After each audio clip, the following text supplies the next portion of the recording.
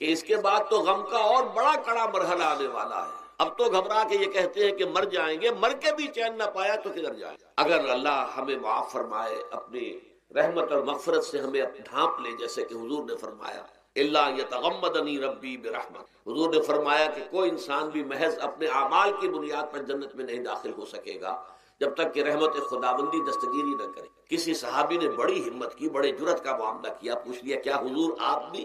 ظاہر بات ہے آپ بھی انسان ہیں، آپ بھی بشر ہیں، قرآن مجید میں کہلوایا گیا ہے اور انما انا بشر مثلکم. تو اگر آپ کہتے ہیں کوئی انسان جنت میں داخل نہیں ہو سکے گا محض اپنے اعمال کی بنیاد پر جب تک کہ رحمت خداوندی دستگیری نہ کرے، تو کیا آپ بھی اس قاعدہ کلیہ میں شامل ہیں؟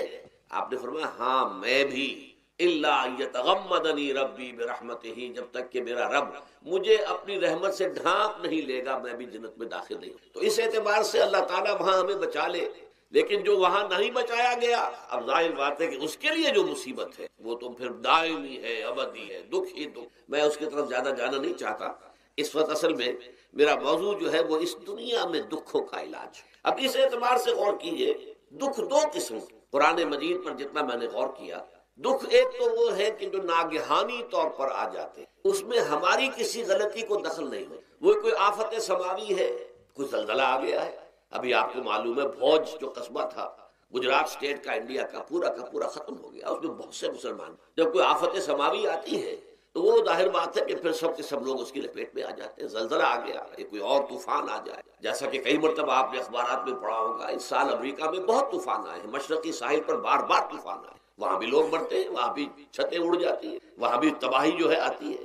تو اس حوالے سے ایک تو ہے وہ ناگہانی آفات، آفت ارضی ہو یا آفت سماوی ہو. زلزلہ ہے یا آفت ارضی ہے، طوفان آ گیا ہے، کوئی سائیکلون آ گیا یا آفت سماوی ہے، یا کوئی آسمان سے بڑا سا پتھر آ جائے. آپ کبھی کبھی اخبارات میں پڑھتے ہوں گے کہ ایک بڑی چٹان پاس سے گزر گئی، بہت بڑی خلائی چٹان جو ہے زمین کے قریب سے ہو کر گزر گئی، زمین بچ گئی، ورنہ اگر وہ زمین سے ٹکرا جاتی تو نہ معلوم کتنا بڑا یہاں پر تباہی کا معاملہ. بڑے بڑے جو ہے شہاب گرتے رہے زمین کے اوپر، بڑی بڑی تباہیاں آتی رہی ماضی. تو ایک تو یہ ہے، اور ان میں بھی تقسیم کیجئے یہ ناگہانی تکلیف، ناگہانی مصیبت، یا کوئی آفت سماوی یا آفت ارضی. اس کی بھی پھر دو قسمیں ہو گئی.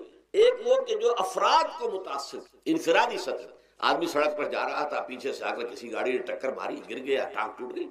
اب ظاہر بات ہے کہ اس میں اس کا کوئی قصور نہیں ہے، یہ اللہ تعالیٰ کی طرف سے بات آ گئی. یا یہ کہ کوئی اگر اجتماعی سطح پر آیا، جیسا کہ زلزلہ ہے، یا جیسا کہ کوئی سائیکلون ہے، کوئی بڑا طوفان ہے، بہت بڑے فلڈز آ گئے ہیں. اس وقت بھی موزمبیق میں بہت بڑا فلڈ آیا ہوا ہے، ساؤتھ افریقہ میں، اور افریقہ میں پچھلے سال بھی بہت بڑا فلڈ آیا تھا، بڑی تباہی آ رہا.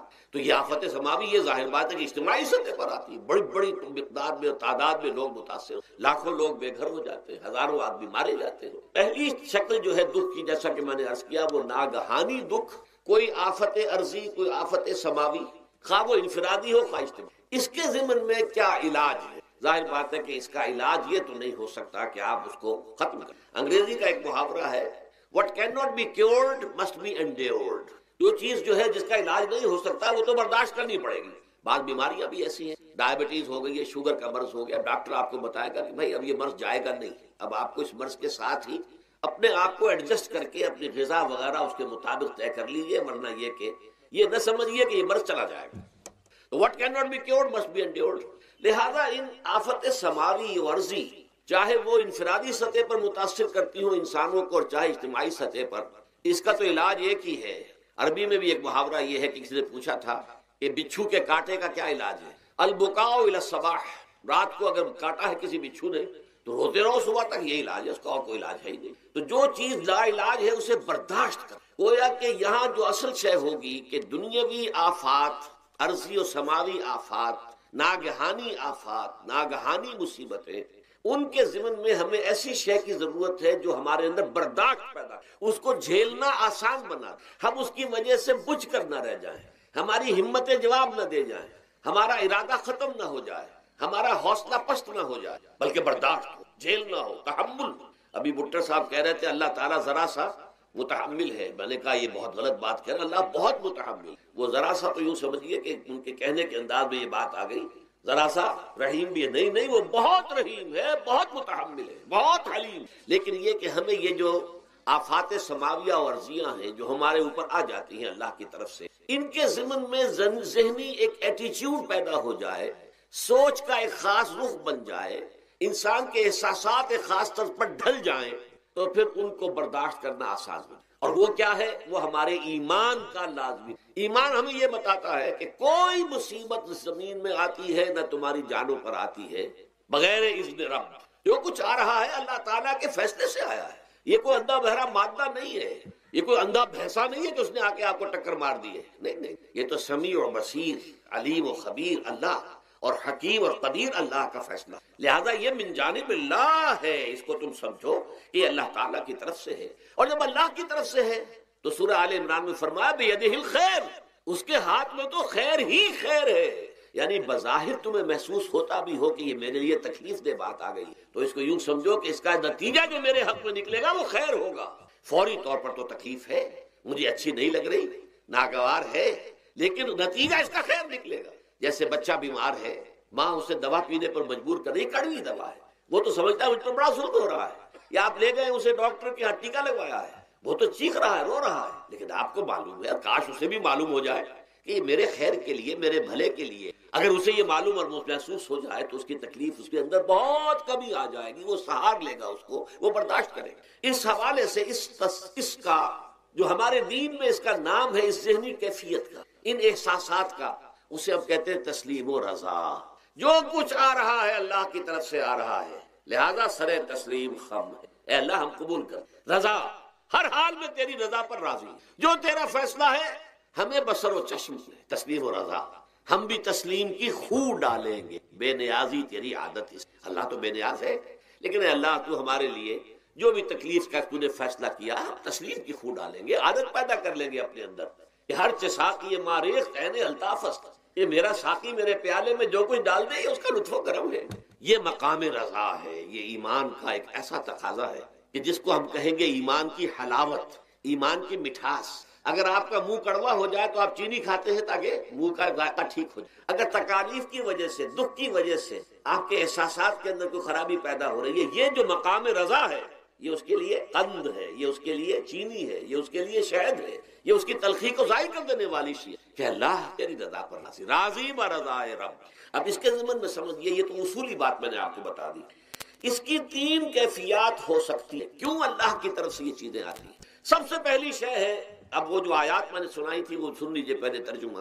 سورہ تغابن میں فرمایا ما صاب من مصیبت الا باذن اللہ، دیکھو کوئی مصیبت تم پر نہیں آ سکتی، نہیں آتی مگر اللہ کے اذن۔ ومن یؤمن باللہ، اور جو شخص اللہ پر ایمان رکھتا ہو، یہد قلبہ، اللہ اس کے دل کو ہدایت دے دے، اس کے دل کو سکون عطا کر، وہ راضی برضائے رب ہو، اس میں شکوہ نہیں رہتا، اس میں شکایت نہیں ہوتی، اس میں تلخی نہیں ہوتی، کیوں ہو گیا، کیسے ہو گیا، کیوں ہو گیا، نہیں ہونا چاہیے، نہیں۔ یہ سارا جو پیچ آدمی کھاتا رہتا ہے نا اندر ہی اندر، وہ جو پیچ کھا رہا ہے، یہ سب پیچ سے نجات نہیں۔ برو کشید سے پیچا کہ ہستمود مرا، کہ اقدہا کے مقام رضا کشود مرا، یہ پیچ کھانا جو ہے، پیچا کے ہستمود، اس سے اللہ تعالیٰ نے مجھے نجات دے دی ہے مقام رضا کے ذریعے سے۔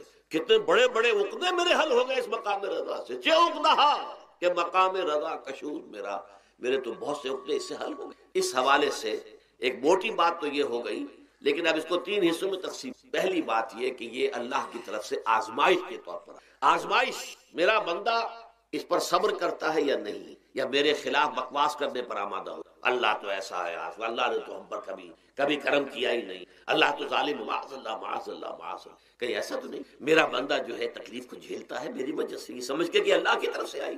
یہ صبر جو ہے یہ بہت بڑی کامیابی ہے اگر انسان کو، اور اس صبر کے نتیجے میں دو اور باتیں پیدا ہوتی ہیں۔ یہ مضامین علیحدہ علیحدہ دروس کے اندر آتے رہے ہیں، لیکن آج ایک نئے عنوان کے تحت جمع ہو کر آ رہے ہیں۔ پہلی بات یہ ہوتی ہے کہ یہ امتحان کا نتیجہ کیا نکلتا ہے کہ آپ نے ایک امتحان پاس کیا تو آپ کے اگلے درجے میں ترقی ہو جائے۔ 5ویں کا امتحان پاس کر لیا نا، 6ٹھی میں جائیں گے، اب 6ٹھی کا امتحان پاس کریں گے تو 7ویں میں جائیں گے، 7ویں کا پاس کریں گے تو 8ویں میں۔ درجہ بدرجہ انسان کی دینی، ایمانی اور روحانی ترقی کا ذریعہ یہ آزمائش میں، جتنا اس میں صبر ہوگا، جتنا اس میں تسلیم و رضا جو ہے آپ حاصل کرتے جائیں گے تو آپ کے درجے بلند ہوتے جائیں گے، آپ کا امتحان کڑے سے کڑا آئے گا، بڑے سے بڑا آئے گا، مشکل سے مشکل تر آئے گا۔ ایک وقت میں ایم اے کا امتحان بھی آپ کو دینا ہوگا، ایک وقت ہو سکتا ہے پی ایچ ڈی کے لیے تھیسس آپ لکھیں، پھر اس کے اوپر جو ہے ٹیم بیٹھی ہوئی اور آپ سے وہ بحث کرے، جرا کرے آپ سے، وہ بھی کرنا ہوگا۔ لیکن یہ کہ اگر پرائمری ہی میں فیل ہو گئے تو اس کا سوال ہی پیدا نہیں ہوتا کہ کبھی آپ ایم اے کا یا پی ایچ ڈی کا تھیسس بھی۔ اور اسی کو دوسرے انداز میں کہا گیا ہے قرآن مجید میں،